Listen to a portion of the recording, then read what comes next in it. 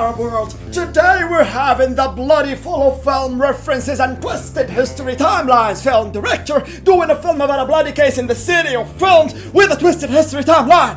Anybody understood anything? Yeah, sure enough. Let's start then.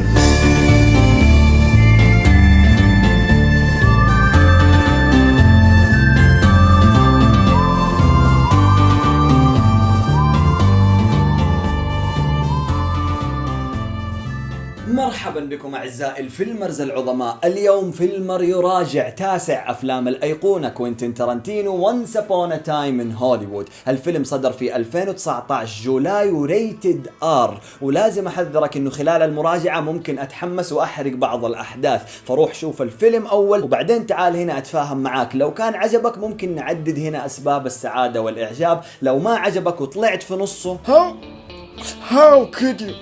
You're officially a has-been, honey. قبل لا نبدأ نتكلم عن القصة وكتابتها خلونا كالعادة نعطي فكرة عن الخلفية الإنتاجية ل Once Upon a Time in Hollywood. الفيلم من إنتاج كولومبيا بيكتشرز بميزانية تعادل 90 مليون دولار، وهذا مفهوم جدا لما تعرف إنه مخرجه هو كوينتين تارانتينو، ومن بطولة ليوناردو دي كابريو، براد بيت، مارغو روبي والباتشينو في دور بسيط، بالإضافة لعصابة تارانتينو المعتادة كورت راسل، زوي بيل ومايكل مادسون وغيرهم. I'm Rick Dalton. It's my pleasure, Mr. Schwartz. Call me Miles. That's your son? No, it's my stunt double, Cliff Booth. القصة باختصار تحكي عن ريك دالتون والستانت مان حقه كليف بوث، وهم يعانوا مع انتهاء عصر هوليوود الذهبي في 1969 وظهور موجة هوليوود الجديدة. رغم انه شخصياتنا الرئيسية هنا خيالية واختلق قصتها كوينتين تارانتينو من خياله الواسع، إلى انه الاماكن ومعظم الاحداث والشخصيات حقيقية وعاشت فعلا عام 69، من بروس لي لستيف ماكوين وغيرهم من الممثلين. المثير أكثر أنه جيران شخصية ريك دالتون في بيته اللي على إحدى تلال هوليوود هم شيرون تيت وزوجها رومان بولانسكي. رومان بولانسكي مخرج عريق فعلا، وأعطانا أفلام كثير رهيبة زي روزماريز بيبي وتشاينا تاون وذا بيانست، وزوجته شيرون تيت كانت ممثلة رائعة. المحزن أنه في الواقع شيرون تيت وأصحابها ماتوا في مذبحة على يد شباب من أخوية مختلة متعاطية يقودهم واحد اسمه تشارلز مانسون. Remember this look very well, would you?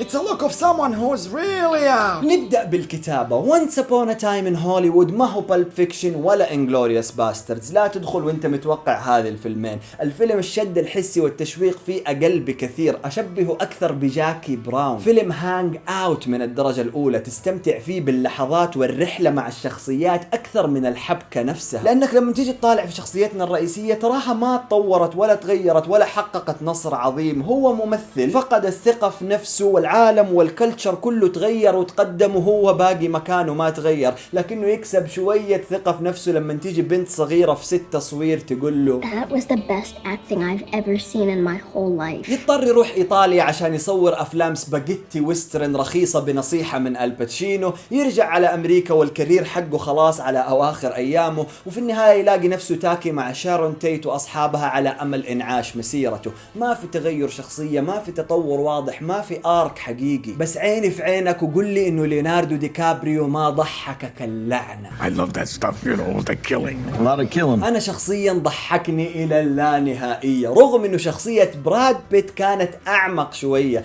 براد بيت هو الستانت مان، الرجل اللي يكرف طول الفيلم عشان يجي البطل يصور لحظة النصر في النهاية. You can do anything with him, you know? Throw him off a building, light him on fire, or hit him with a fucking Lincoln. Get creative with that. لكن مع تطور الأحداث نكتشف إنه شخصية براد بيت هي البطل الحقيقي في الفيلم والصديق الحقيقي لريك دالتون. Is that how you describe your job, Cliff? What, carrying his load?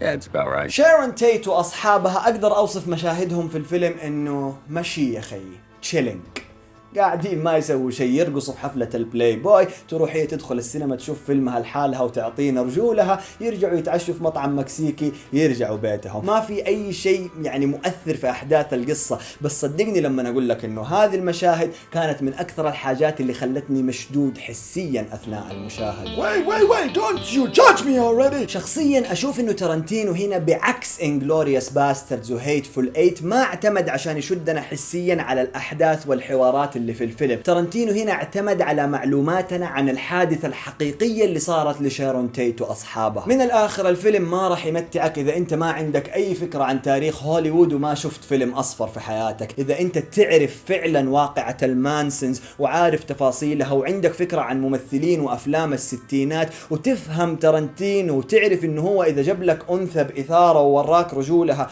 فهو ناوي يفجرها في النهاية، فحتقعد طول الفيلم مشدود حسيا خايف على شيرون تيت وقاعد تتخيل كيف تارانتينو حيصور لك مذبحتها. If you're a goddamn Avengers generation, take your shit and get out of here.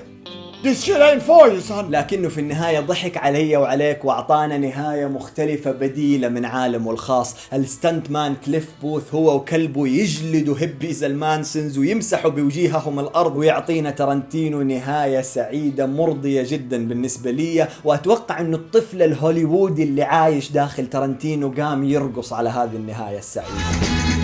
حاجة أخرى مثيرة في الفيلم إنه تارانتينو هنا وجه صفعة حارة لكل منتقدي العنف في أفلامه، وقال لهم بكل سخرية إنه اعتقادهم بإنه عنف الأفلام يؤدي لتبنيه في الواقع هو اعتقاد رجعي خاطئ ما يعتقده إلا المختلين أمثال هيبيز المانسون. Yesterday my brother smashed my sister's face with a dog food can. You think we should go sue that cinephile's ass? Once Upon a Time in Hollywood هو فيلم ستيناتي حقيقة، مو بس عشان أحداثه صارت في ذيك الحقبة، كل شيء فيه ستيناتي خصوصا البيسنج وسرعة الأحداث. إذا أنت حسيت بملل فهي ما هي مشكلة كبيرة. إحنا الآن في عصر كل الأفلام فيه سريعة، أعطيني قصة معقدة وتويست مهيب بسرعة. تارانتينو قال لك لا ارتاح، أنا أبغاك ترجع للستينات تشوف الأفلام زي ما هم كانوا يشوفوها، ما تتعب دماغك وتقعد تضحك. Don't you forget it.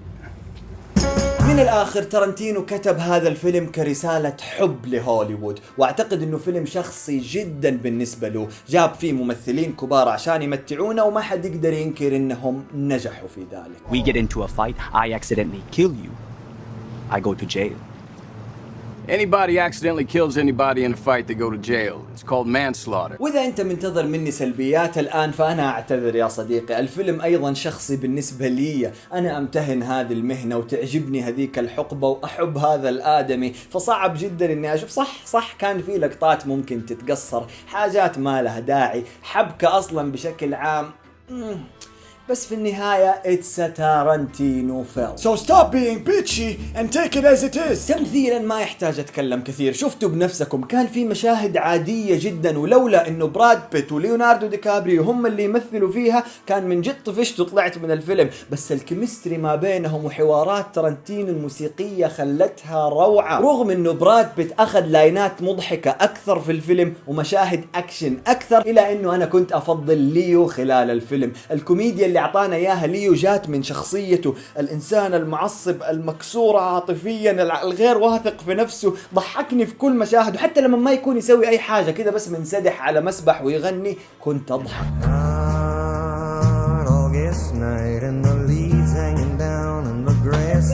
مارغو روبي كانت أيضا رهيبة، رغم أنها ما تكلمت يمكن إلا جملتين طوال الفيلم، إلى أنه حسيت بنعومة شيرون تيت والأمل اللي كانت عايشة فيه في هذيك الفترة، خصوصا أنها كانت فترة سعيدة دوبها انشهرت وتزوجت رومان بولانسكي. باقي الخيارات في الكاستنج أيضا كانت جيدة، كيرت راسل وزوي بيل قتلوني ضحك، تشارلز مانسون نفسه اللي ما طلع إلا ثواني بسيطة إلى أني قشعرت من حضوره. الممثلين حقين المسلسل الويسترن لانسر مختارين بعناية، البنت الصغيرة هولي مولي.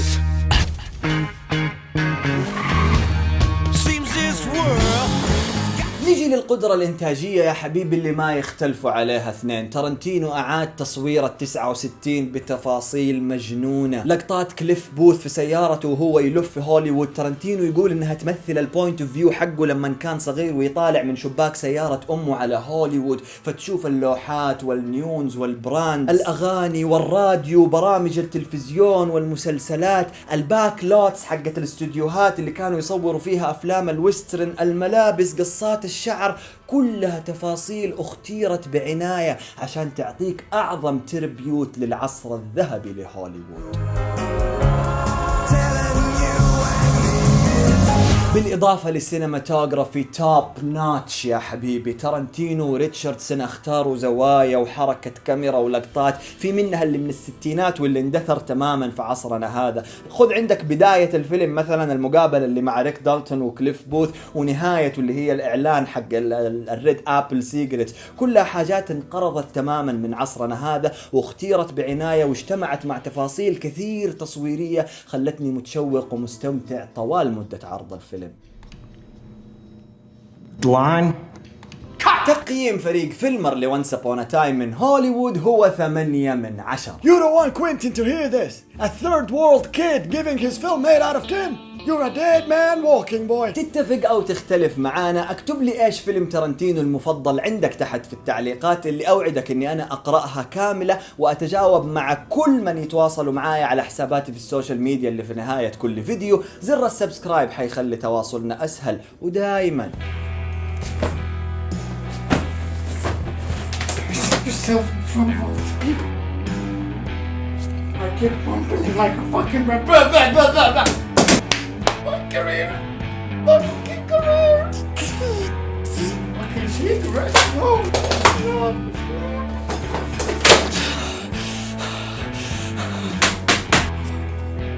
I'm good. I'm good. Rick fucking no. So become a filmer. For your own safety and for your family. And for us. For the nation.